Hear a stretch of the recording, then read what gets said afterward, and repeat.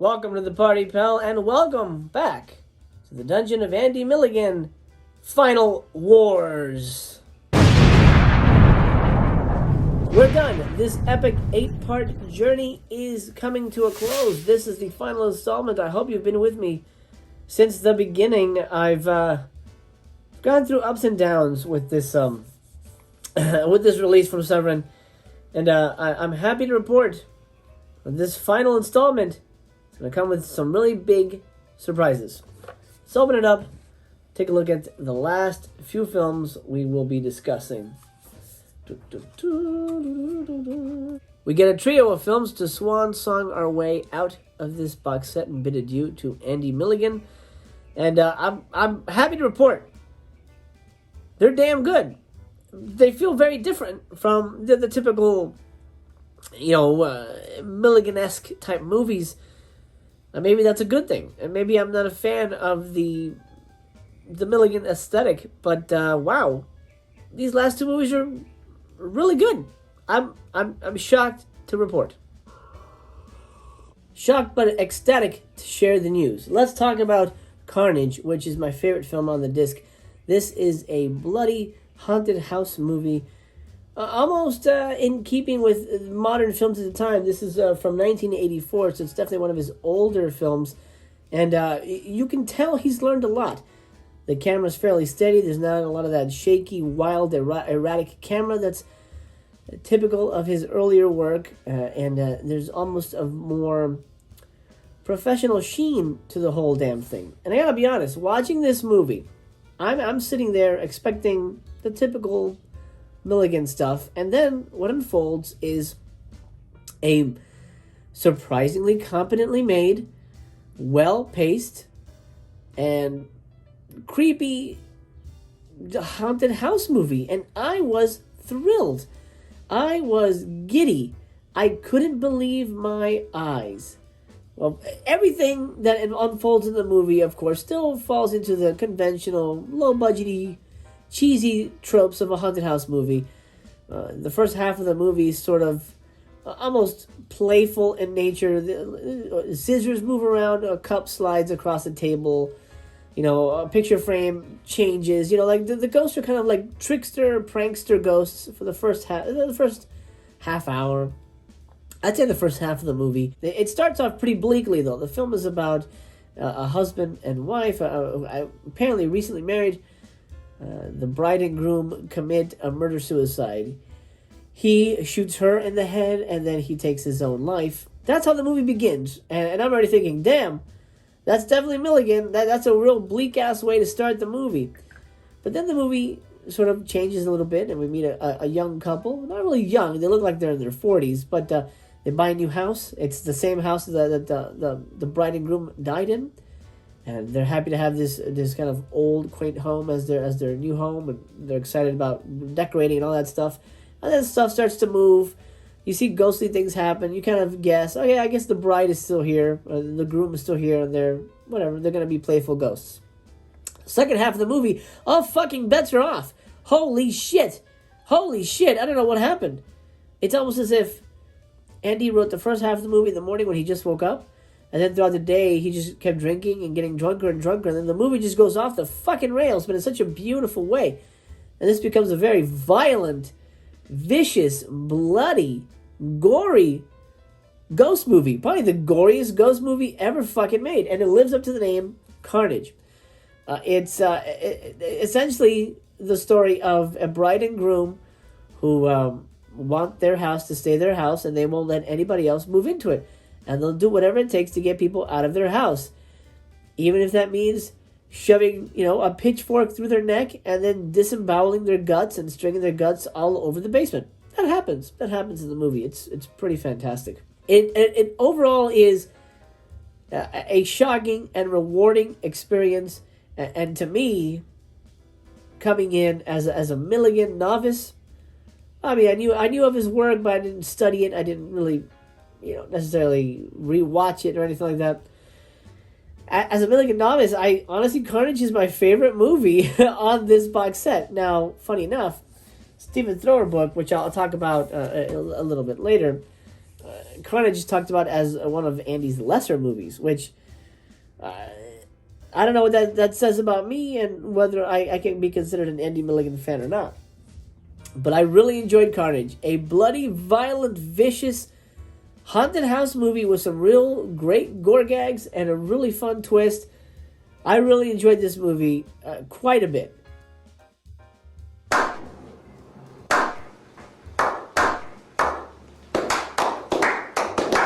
The most shocking part was how well made it was. You know, Andy learned to put shit on tripods. Andy learned to not everything has to be a fucking erotic camera. You know, give it to the monkey on crack. You know, type of filmmaking. It was well made, well shot. The lines were fine. You know, not the best, but yeah, it's fine, genuine, and it was a modern day movie too. No costume drama stuff. So great. I 100% gives my highest grade of the entire box set. Carnage is going to get 5 stars. I'm as shocked as you are. I'm curious if you guys have seen Carnage, what you thought of Carnage. A lot of the Milligan people apparently consider this a lesser film, but I was pleasantly surprised. I thought this was a really damn good movie.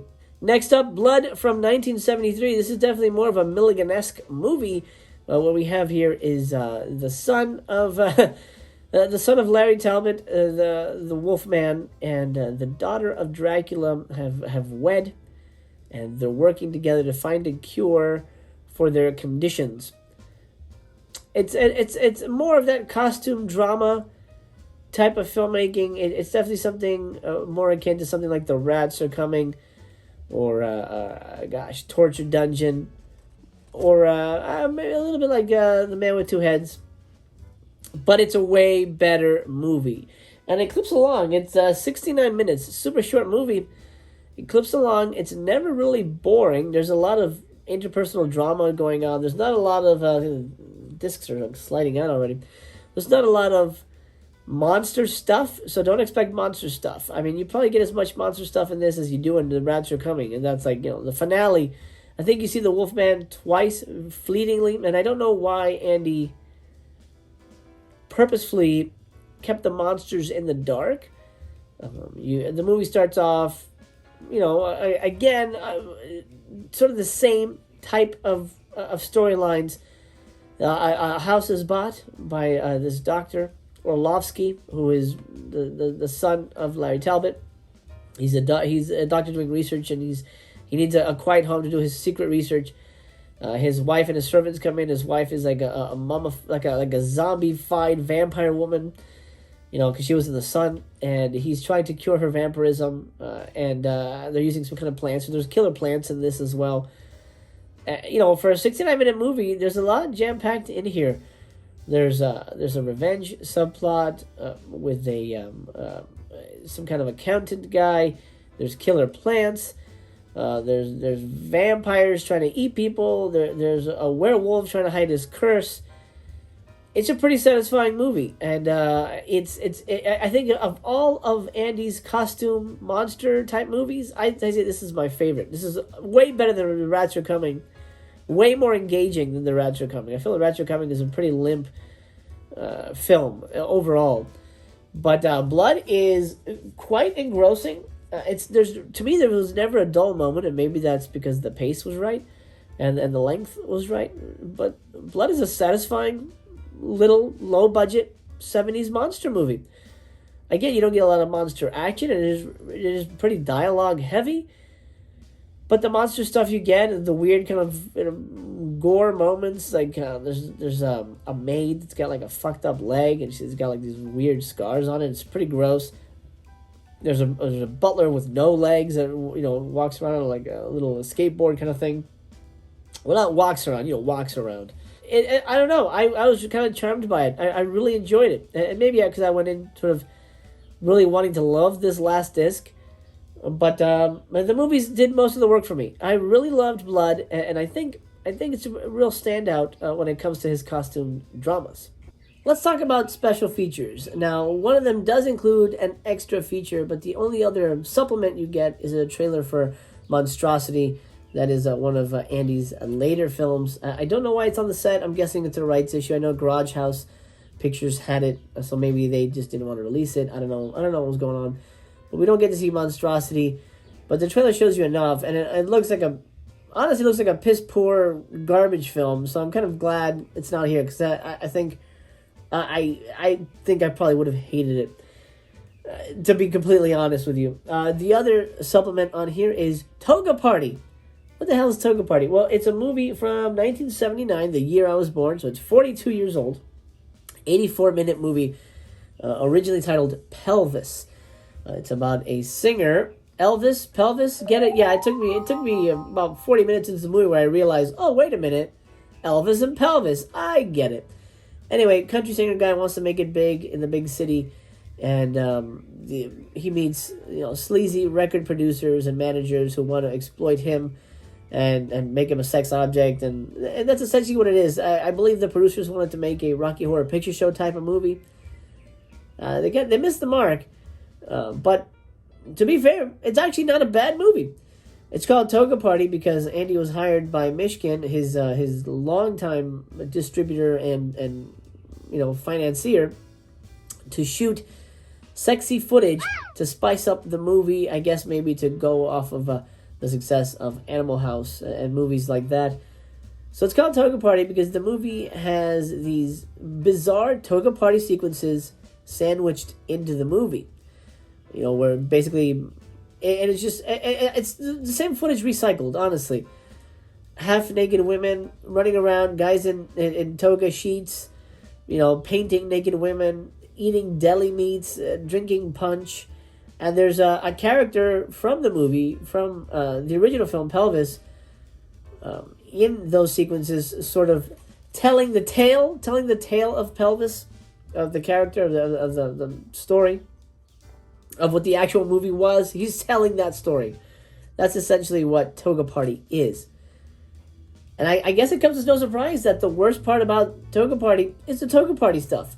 It's awful. It makes no sense. It doesn't fit in. You could tell it was shot in a day. It was just like a quickie, one angle madhouse of junk. It's completely pointless. Doesn't fit into the movie itself. It kind of brings it down. I don't know that Andy did the movie any favors, to be fair, for when it comes to Pelvis. But Pelvis itself, I actually really liked. I actually thought that was a really good movie. I thought the story was good. I thought the actors were really good. They're definitely game for anything. It's the typical, celebrity, rock star life, sex, drugs, and rock and roll type of movie, but with a tongue-in-cheek take on it. It's definitely a sexier movie. There's nudity in that as well, which is weird that they would want to add more nudity to it. I suggest you check it out. I definitely did enjoy the Pelvis movie proper. The Toga Party stuff, however, I could throw it in the trash. 100%. Just throw it in a burning pile of trash. Fucking hell. Whew. And we're done. We're done with the movies in the Dungeon of Andy Milligan box set. Holy crap. The last disc on here is The Bearded Lady's Wake from 1998. This is the music of Hal Borsky.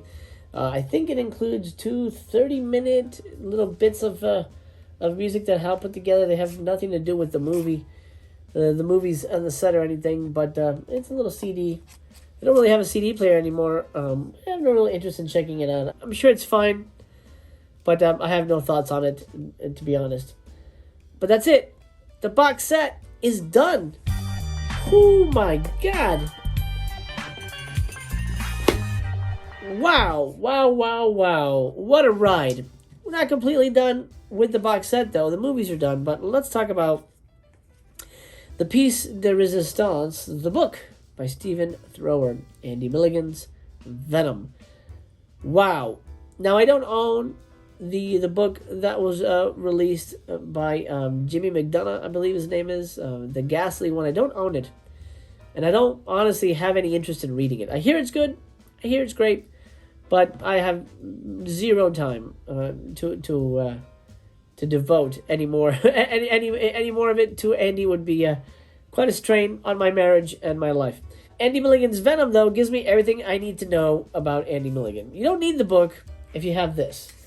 What you have here is 77 pages of concise, expertly written, info-packed, beautifully laid out with posters and stuff, writings and collection of thoughts from Stephen Thrower all about the films of Andy Milligan. And not just the ones on the set. He talks about the lost films.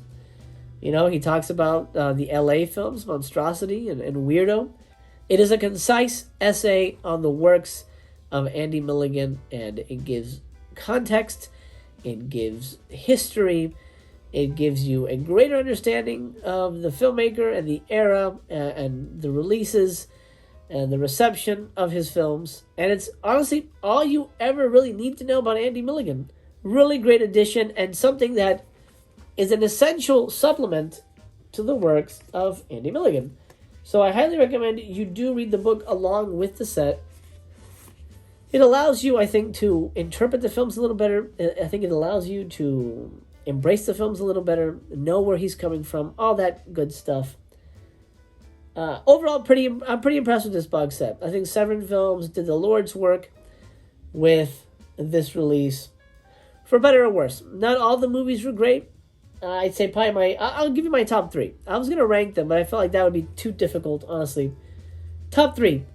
Vapors, Carnage, and the Ghastly Ones. I think that's where I'm at with this. And I know Vapors is a short film, so maybe I'll give you a fourth one. Oh, man. What would be my fourth one? That's hard. That is very... Oh, Body Beneath. I really liked Body Beneath. That's a vampire one. So movie-wise, we'll say Carnage, Ghastly Ones, and Body... Oh, maybe Carnage, Body Beneath, and Ghastly Ones. But Vapors, I think, is my favorite, my standout. And Carnage, I was really, really impressed with. Overall, is it a buy? Well, we're waiting. I would say no. The bulk of these movies, you're not going to like. And to be fair, most of the people who are Andy Milligan fans will tell you most of his movies are awful. Most of his movies are a struggle. But there's something about Andy Milligan. There's a magic there that keeps me coming back. Will I revisit this? Well, maybe for Halloween. I'll rewatch Carnage or Ghastly Ones. I think those will make some good Halloween viewing. Body Beneath. But the bulk of these movies, I'll never rewatch again unless I forgot what I thought about them. And that's probably the only way. It's like, did I watch Legacy of Blood? Did I like that? Let me see. I didn't like Legacy of Blood, by the way. But you know that. And that's it, my friend.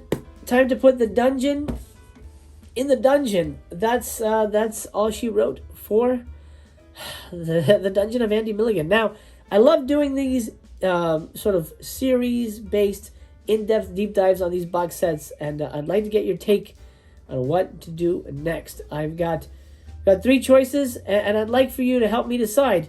Number one is the Gamera box set from Arrow Video. I really, really want to dig into that one, but I just haven't found the time. But if I can focus on it as a, as a series box set, then I can definitely get through it. 15 films. I don't know how many discs, but I'm very excited to dig into that one. So that's choice number one. Choice number two is Heavy Metal Nightmares.